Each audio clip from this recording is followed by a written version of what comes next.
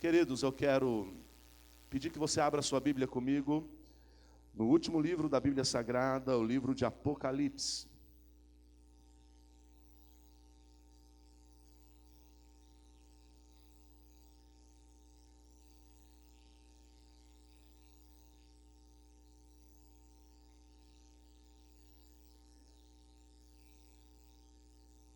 Apocalipse, quero ler com você no capítulo de número 21.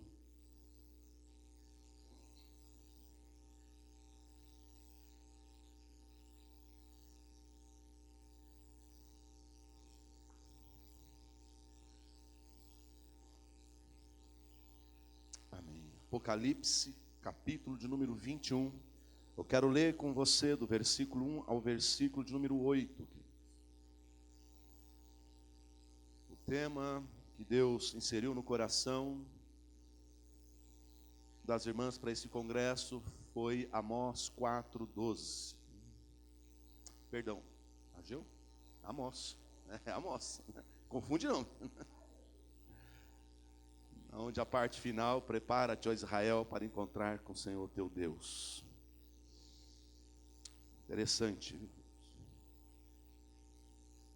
Apocalipse 21, do verso 1 ao 8, nos diz assim: E vi um novo céu e uma nova terra, porque já o primeiro céu e a primeira terra passaram, e o mar já não existe. E eu, João, vi a santa cidade, a nova Jerusalém, que de Deus descia do céu, adereçada como uma esposa ataviada para o seu marido. E ouvi uma grande voz do céu que dizia: Eis aqui o tabernáculo de Deus com os homens, pois com eles habitará, e eles serão o seu povo, e o mesmo Deus estará com eles, e será o seu Deus. E Deus limpará de seus olhos toda lágrima, e não haverá mais morte, nem pranto, nem clamor, nem dor, porque já as primeiras coisas são passadas. E o que estava sentado sobre o trono disse: Eis que faço nova todas as coisas. E disse-me: Escreve, porque estas palavras são verdadeiras e fiéis. E disse-me mais: Está cumprido. Eu sou o Alfa e o Ômega, o princípio e o fim. A quem quer que tiver sede, de graça lhe darei da fonte da água da vida. Quem vencer, herdará todas as coisas, e eu serei seu Deus, e ele será meu filho.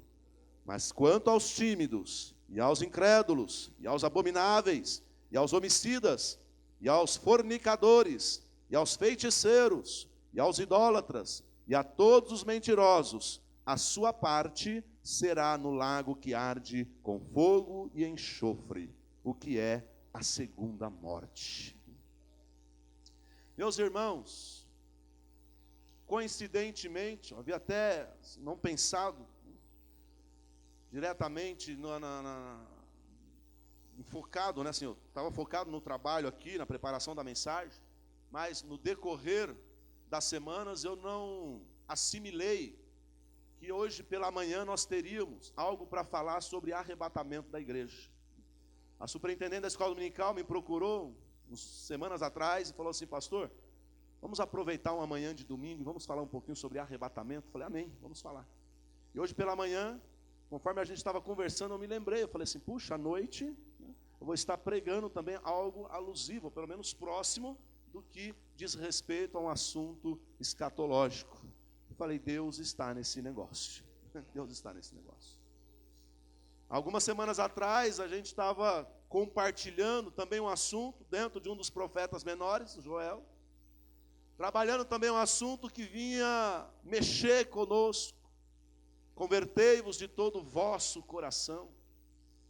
E Joel levando uma mensagem ao povo de Israel, uma mensagem forte, uma mensagem dura, uma mensagem que trazia para junto mesmo, dizendo: olha, fique esperto, porque Deus está aí, Deus está no controle, Deus está conduzindo, Deus é amor, e o amor de Deus também se revela nos juízos. E aí, queridos, as irmãs orando, e Deus as direciona a trabalhar um tema também escatológico. Prepara-te, Israel, prepara-te, igreja. E eu acredito que durante esses dias de congresso, vocês tenham ouvido falar muito sobre essa mensagem forte de Amós. Amós, ele vai profetizar 8 séculos antes de Cristo. Um momento também, ele e Joel estão muito ali próximos. Um momento em que a nação de Israel não estava caminhando de acordo com o que Deus havia proposto para aquele povo. Um povo que estava debaixo de uma promessa, um povo que tinha algo muito peculiar aos olhos de Deus, mas um povo que estava desviando seus olhares, um povo que estava fugindo do foco, um povo que estava se deixando levar por outras circunstâncias, menos pela voz do Senhor. E Deus então começa a levantar esses homens, e entre eles levanta o profeta, para trazer uma mensagem dura, queridos. Mensagem de Amós, uma mensagem dura, para chacoalhar o povo e dizer: ei, eu sou Deus, eu tenho uma promessa, eu tenho um projeto, eu tenho um plano, eu separei vocês, eu escolhi vocês, eu venho traçando toda uma linha da história, e eu tenho usado vocês para algo, mas vocês estão se distanciando, vocês estão fugindo, vocês estão desviando os olhares de vocês. Então ele vem dar aquele chacoalho e diz: prepara-te para encontrar com o Senhor teu Deus. E essa ideia do preparar ali é o seguinte: ei, revejam os seus conceitos, revejam os seus comportamentos, revejam os seus pensamentos, revejam as suas atitudes. Irmãos, é interessante porque a Bíblia ela é única. E não dá para a gente entender o Novo Testamento sem uma leitura do Antigo e vice-versa. Então tem momentos que a gente pega como o texto do profeta Amós e lê Deus tratando de uma forma literal situações do dia do povo, do que estava acontecendo ali. Mas também a Bíblia nos faz enxergar, por meio dessas mensagens, queridos, aquilo que Deus estava planejando, aquilo que Deus estava projetando para o futuro. Então nós lemos o texto e percebemos o que está acontecendo no contexto histórico do povo, e percebemos como palavra de Deus aquilo que Deus vai direcionando a nação, o povo, queridos, e a igreja de hoje para aquilo que Deus tem preparado para os fins dos tempos, para aquilo que vai se completar dentro da proposta plena, dentro da promessa plena de Deus que vai se completar em Apocalipse. E com certeza vocês vieram já ouvindo e entre reflexões, mensagens, do que é esse prepara-te que Deus veio tratar por meio de Amós. Mas desde o dia em que a missionária mandou a mensagem, eu olhei na agenda e falei assim: vou estar lá. Falei assim: Deus, o que falar com base nisso? Por onde vamos? E esse texto de Apocalipse 21 não me saiu da cabeça. Eu passei uma semana, passei 2, passei 3, e orava e falava assim: Deus, como vamos? E esse texto não saiu. Eu falei: aonde o Senhor quer que eu vou por aqui? E ele falou assim: olha, diga ao povo, prepara-te, porque tem algo glorioso para aqueles que irão se encontrar com Ele. Existe algo, querido, sobrenatural. Esse prepara-te de hoje, na conclusão desse congresso, Deus está nos levando a pensar um pouquinho sobre essa promessa maravilhosa, que desde a eternidade já foi registrado para aqueles que perseverar até o fim. Não é para aqueles que brincam de ser cristãos.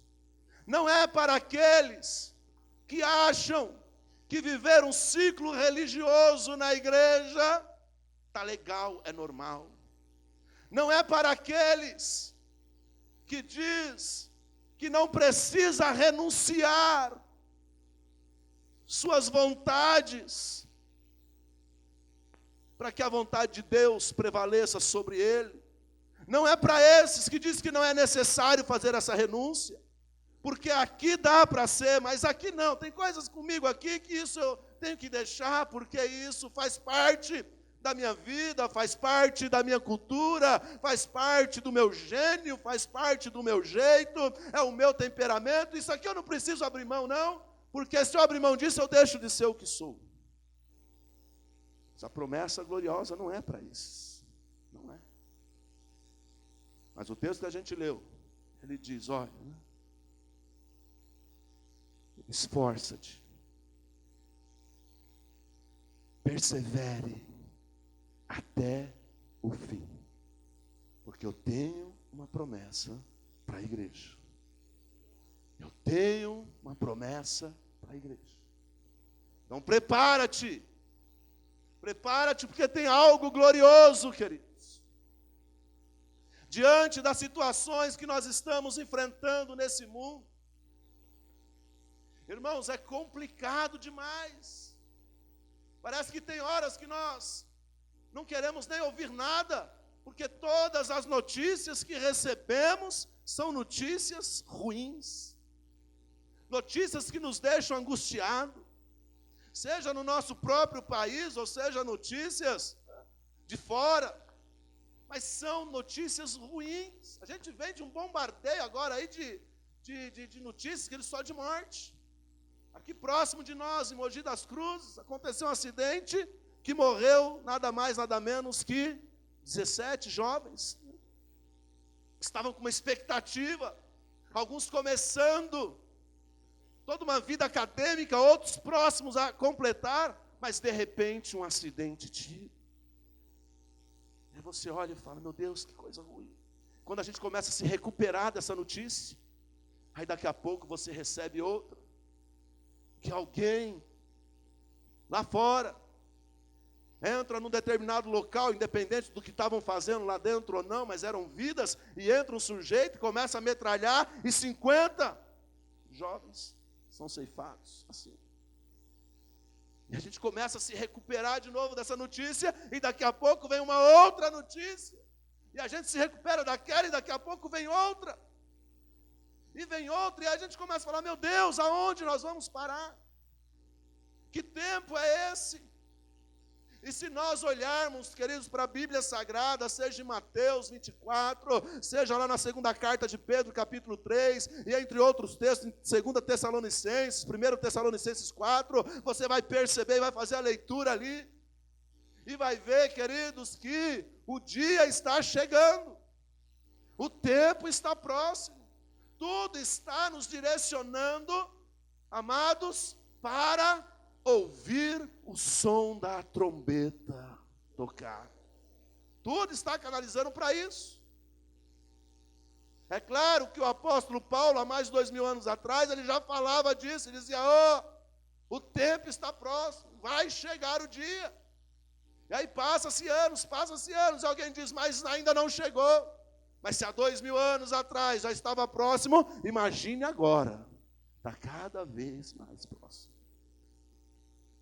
Nós vivemos mensagens escatológicas. Quem é da década de 80, que acompanhou um pouco a década de 80, foi um dos períodos onde mais a igreja fazia-se menção e trabalhava-se bastante a questão de estudos de escatologia, a questão de mensagens sobre a volta de Cristo, sobre grande tribulação, sobre, queridos, o plano de Deus para com a igreja. Foi uma época que nós ouvíamos muito. Eu cresci ouvindo aquele cântico do Luiz de Carvalho, o rei está voltando, o rei está voltando. Essa mensagem, não sai do meu coração. Mas de repente nós entramos num período, a igreja entrou num período, década de 90 para anos 2000, em que parece que falar da volta de Cristo já não estava dando muito ibope, estava ficando muito legal. E a igreja entrou num outro período, entrou num outro processo. Mas, irmãos, Deus está inquietando a igreja triunfante. Deus está inquietando a igreja vencedora, a igreja triunfante, para retomar essas mensagens, retomar esses pensamentos, amados. E isso eu entendo por quê? Porque o tempo está próximo. O tempo está próximo. Ele está dizendo, olha, eu tenho um plano glorioso para você. Prepara-te. E o livro de Apocalipse, no capítulo 21, me permita fazer referência a algumas coisas aqui, que marca para nós, queridos. O que a igreja triunfante vai ter, amados, dentro do conjunto de toda a eternidade. Por que se preparar para encontrar com o Senhor Deus? Por que renunciar às nossas vontades humanas? Por que permanecer firme? Por que, queridos, manter a nossa integridade? Por que, amados, permanecer fiel ao Senhor, fiel à palavra? Por que sairmos da nossa casa, nos reunimos numa noite gostosa como essa, aqui no ajuntamento de pessoas, e adorar, e levantar as mãos, e glorificar e expressar a Deus toda a nossa gratidão? Por que tudo isso? Até onde vale a pena tudo isso? Olhe comigo no versículo 1 do capítulo 21. Essa promessa maravilhosa, queridos, que é o cumprimento pleno da promessa de Deus. Ele diz, e vi um novo céu e uma nova terra, porque já o primeiro céu e a primeira terra passaram, e o mar já não existe. Por que nos preparar? Porque há um novo céu e uma nova terra, aonde nós vamos viver a eternidade. Isaías, capítulo 65, verso 17. O Senhor fala por meio do profeta também esse mesmo assunto. Ele fala, olha, há um novo céu e uma nova terra. E as coisas passadas, ele diz, já não existem, caíram no esquecimento, já não há mais lembrança daquilo que essa terra que nós ainda estamos, e esse céu que ainda está sobre nós, traz e carrega ainda como focos do mal, do pecado. Ele fala, olha, quando isso tudo for destruído, e for preparado um novo céu e a nova terra, esse novo céu, essa nova terra, não vai ter nenhum foco, queridos, daquilo que esse mundo aqui tem de mal. Vai cair no esquecimento, não existe mais. A nova terra, que nos fala aqui o texto bíblico, é uma terra, queridos, aonde não haverá mais o domínio da maldição. Preste atenção nisso, prepara-te, porque há uma nova terra aonde nós vamos morar. Essa terra que nós moramos, por causa do pecado, ela foi amaldiçoada, está lá em Gênesis. O Senhor falou, maldita seja essa terra.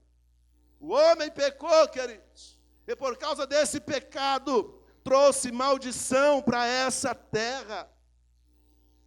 Essa terra, irmãos, que nós sofremos. Essa terra, queridos, que nós enfrentamos doenças, enfermidades, promiscuidade, o pecado tendo um domínio terrível. Olha o que Deus fala para Caim, lá em Gênesis capítulo 4. Ele percebe a intenção de Caim. Deus chama Caim para perto e fala o quê? Caim, tome cuidado, filho, porque o pecado jaz à sua porta. O pecado está sobre essa terra, cara. Muito cuidado, porque se você decidir bem, tudo te irá bem, mas se você decidir mal, tudo te irá mal. Primeira carta de João, lá no capítulo 5, se não me engano, verso 19, diz que o mundo jaz no... O mundo não é do maligno, lá não diz que é do maligno. Deus não deu o mundo para Satanás e falou, é seu. Não, mas lá diz que o mundo jaz no maligno. O que é no maligno? A ideia do jaz, ou seja, o mundo descansa, repousa sobre a ação de Satanás. Essa terra, irmãos, está contaminada com pecado. E eu vou dizer para você, nós não sofremos mais, porque a igreja de Cristo tem a presença do Espírito Santo de Deus. Por isso nós não sofremos mais, mas nós carregamos algumas dores. Por vezes, olha, nós somos influenciados ou então tentados sobre uma influência ao deslize, ao mal. E vamos carregar consequências disso se cairmos. Por vezes, queridos, nós estamos indo ao médico para poder buscar um diagnóstico de uma dor que nós estamos sentindo. Por vezes, nós estamos sentando no gabinete pastoral, como casal, e dizendo: pastor, nos ajuda. Nós estamos enfrentando lutas, nós estamos enfrentando dificuldades no nosso relacionamento. Por vezes, queridos, nós chegamos e falamos assim: olha, preciso que alguém me ajude em oração pela causa do meu filho, porque ele não está legal, ele não está bem. Olha, por vezes, irmãos, nós estamos pedindo oração por uma causa, estamos pedindo oração por outra, estamos pedindo oração por outra situação. Por vezes, nós estamos lidando com situações que trazem inquietações em nós, porque nós estamos numa terra que foi amaldiçoada. Mas a promessa de Deus é que no dia que nós encontrarmos com Ele, depois que todo o plano de Deus, a promessa de Deus de forma plena se cumprir, nós iremos para uma terra transformada, uma terra nova. Uma terra, queridos, que não é essa aqui mais. Porque quando nós nos encontrarmos com o Senhor, a Bíblia diz que nós seremos transformados. Teremos corpos glorificados. Olha, como que pode um corpo transformado por Deus habitar numa terra que ainda está debaixo de maldição? Não pode. Por isso que Ele vai nos arrebatar. Está preparando uma nova terra aonde não haverá mais domínio da maldição do pecado. Você consegue entender isso? Pensa na sua trajetória até aqui, mesmo como servo de Deus, mesmo como homem, mulher de Deus, que busca ao Senhor, que ora, que recebe o refrigério do Espírito Santo na sua alma, mas que às vezes ainda é alfinetado com as dores desse mundo, mas que de repente vai viver num lugar onde nada disso mais vai ter domínio sobre a sua vida. O Senhor fala aqui no texto, não diz isso? Olha o verso 4. E Deus limpará de seus olhos toda lágrima, e não haverá mais morte, nem pranto, nem clamor, nem dor, porque já as primeiras coisas são passadas. Aleluia. Ele não diz que lá a gente não vai chorar mais. Ele vai fechar, a possibilidade de nós chorarmos. Mas ele diz que Ele vai enxugar as lágrimas. Diz que essa possibilidade existe. Mas lá, queridos, não vai ser mais esse sentimento que nós temos nesse mundo, o sentimento, por vezes, motivado pela influência do mal, do pecado. Não. Prepara-te, porque o lugar que Deus vai nos colocar, queridos, é um lugar único, é um lugar exclusivo, é um lugar selecionado para um povo único, para um povo exclusivo, para um povo, queridos, que foi lavado e remido pelo sangue do Cordeiro Santo, nosso Senhor Jesus. Não é, queridos, para qualquer um, não, mas é só para aqueles que perseveraram até o fim. Amém? E ele fala também o que? O novo céu. Ele fala, por que o novo céu? Aonde começa o mal, queridos? Aonde começou o mal? Pensando na queda de Lúcifer, aonde começou o mal? Ele foi precipitado de lá.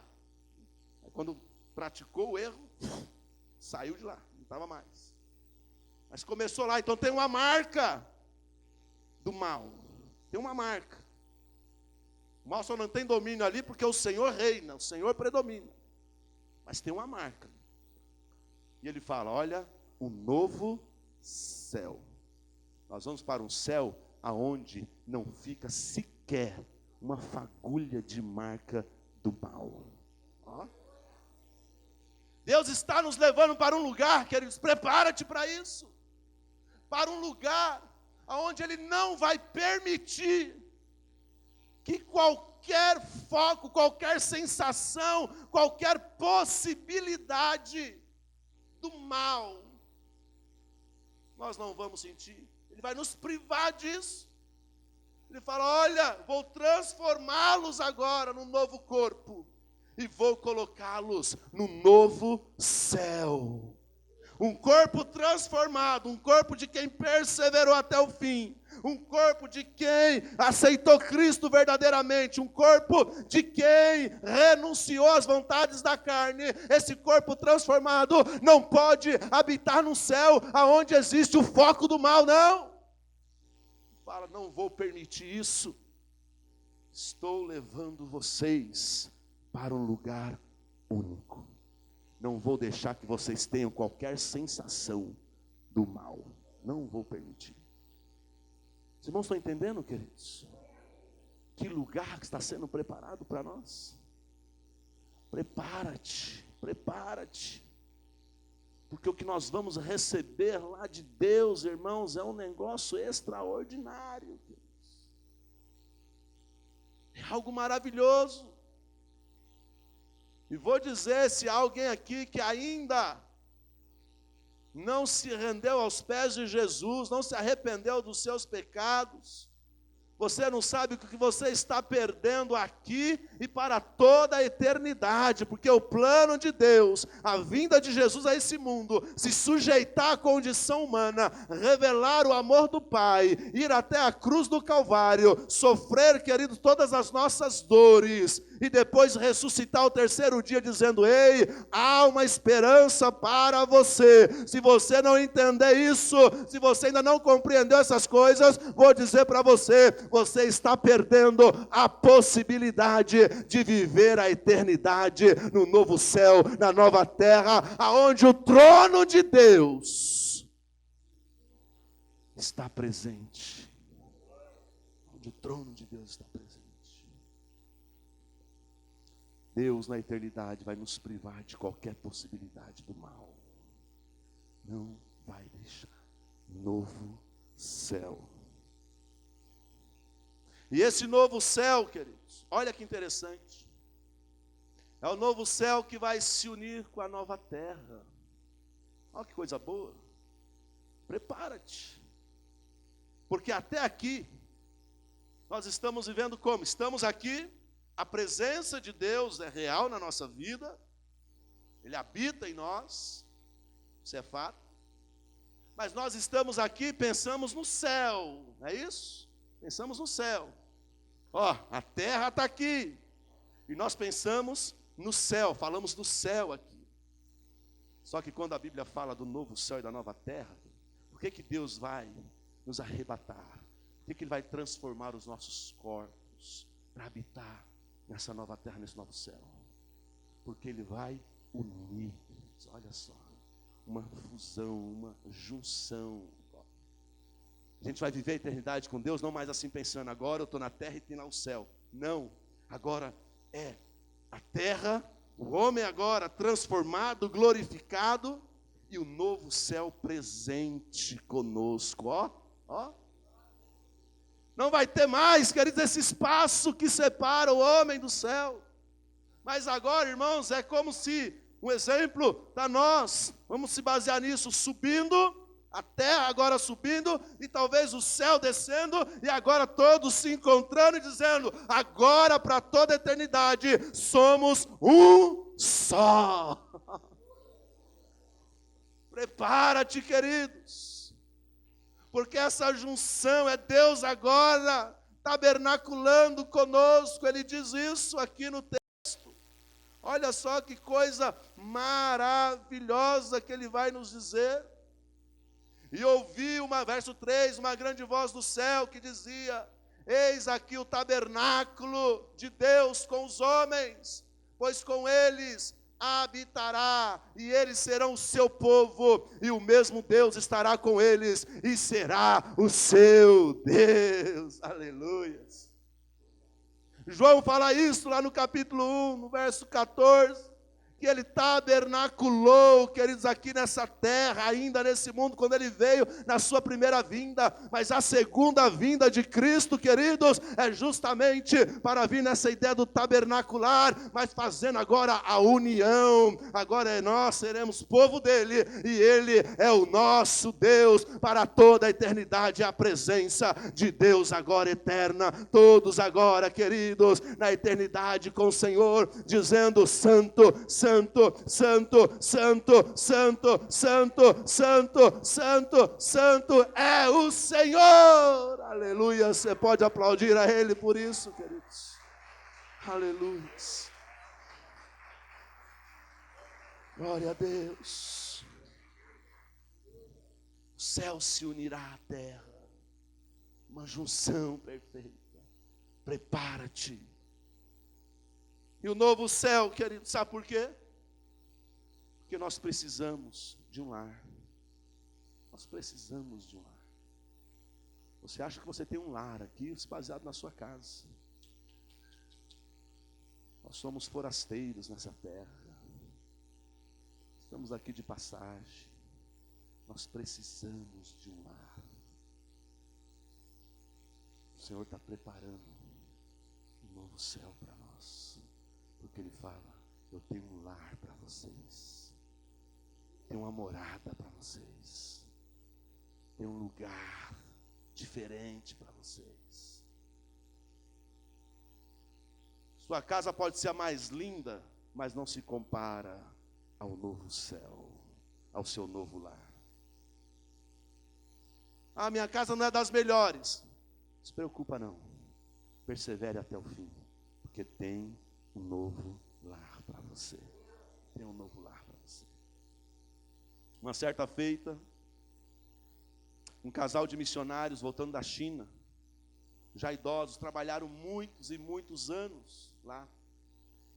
E agora voltaram para se aposentar. E quando eles chegam no aeroporto, aqui no Brasil, eles percebem quando o avião está pousando, muitas faixas. Eles não conseguiram identificar o que estava escrito, mas viram muitas faixas, bandeira, tanta coisa. E aí o esposo olha para a esposa, já idosos, fala: puxa, nossos irmãos aqui no Brasil vieram nos receber de uma maneira tremenda, coisa gloriosa. Não esperávamos isso, depois de tantos anos lá na China, vieram nos receber assim. E quando o avião para, abre as portas e começa a descer, e eles vão descendo. E aí eles percebem que aqueles gritos, aquelas bandeiras, aquelas faixas já não estavam mais lá. Talvez era um outro que estava dentro do avião que provocou toda aquela multidão. Quem sabe, né, um bom jogador de futebol, quem sabe um artista, alguma coisa assim. E para eles não. Mas eles ergueram a cabeça e foram para casa, e só um irmão foi recebê-los, sem muita expectativa, deixou-los em casa. E aquele homem ficou meio frustrado com aquela situação. Ele começou a questionar a esposa e falar assim: puxa, quando foi para nos enviar, a igreja fez um culto, a igreja fez isso, o povo aplaudiu, tantos abraços nós recebemos, depois de tantos anos lá, dedicamos a nossa vida inteira lá, e agora ninguém para nos receber, só nós dois agora aqui. E ele se frustrou com isso. E a esposa tentando persuadi-lo numa ideia diferente, dizer para ele que não era bem isso. E ele começou a questionar e falou assim: até onde Deus realmente nos ama nesse sentido? É assim que a gente volta para casa? É assim que a gente vai terminar os nossos dias? Nesse nosso lar? É assim? E começou a se revoltar e falou assim: eu preciso sair um pouco. E ele foi sair. E a esposa disse: onde você vai? Ele falou assim: vou refrescar a mente. E você? Ela disse: eu vou ficar aqui, vou falar com Deus. E vou perguntar para Deus o porquê de tudo isso. E ele saiu. Ficou algumas horas lá fora, foi andar na praça. Quando voltou, ela olhou para ele e disse assim: tudo bem? Ele falou assim: ah, tá, né? E você? Ah, eu fui falar com Deus. E aí ele falou assim: você perguntou para Deus o porquê de tudo isso? Por que só nós dois agora vamos terminar a nossa vida sozinhos nessa casa? É assim que a gente volta para casa? Você perguntou para ele? E ela falou assim: perguntei. E ele te respondeu? Respondeu. E o que ele respondeu? Aí a mulher olhou nos olhos dele e falou assim: o Senhor me disse que nós ainda não chegamos em casa. Aqui não é o nosso lar ainda. Tem um lar, tem um novo céu, tem um novo lugar preparado para nós. Ah, irmãos, aqui não é o nosso lar. Nosso lar é lá no céu.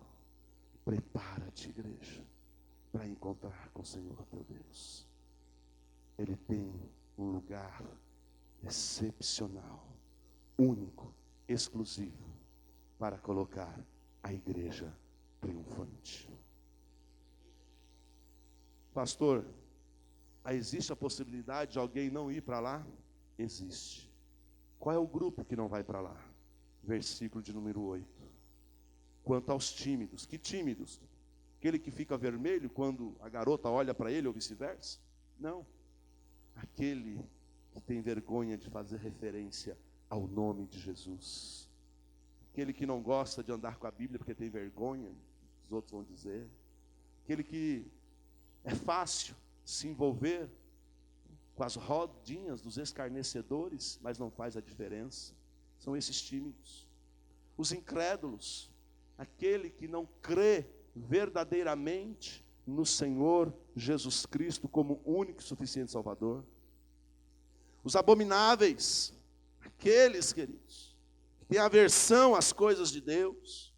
Aos homicidas, aquele que pensa o mal do outro. Aquele, queridos, que se o outro morrer, ele vai aplaudir, falar: que bom que foi, não aguentava mais. Está dentro da igreja mesmo. Nossa, aquele irmão partiu, vamos orar, mas ufa, Deus, que alívio. Homicidas, não é só aquele que está no mundo matando, não. É aquele que mata o outro dia a dia na unha. Homicida. Esse é o pior. Está ali, ó. Os fornicadores, que vivem a sexualidade, sensualidade, vivem um namoro light, está nem aí, namoro gospel, tem que tomar cuidado com isso. Porque agora tudo é gospel. Os fornicadores, os casados também tem que tomar cuidado com isso. Os feiticeiros, aqueles que abominam, têm práticas contrárias à palavra de Deus. Os idólatras, não só aqueles que carregam imagem com ele, mas aqueles, queridos, que têm nos seus bens uma idolatria que está acima da adoração a Deus. E a todos os mentirosos, a sua parte será no lago que arde com fogo e enxofre. É o dano da segunda morte. Esses não vão desfrutar do novo céu, da nova terra. Não vão. Mas a igreja triunfante irá.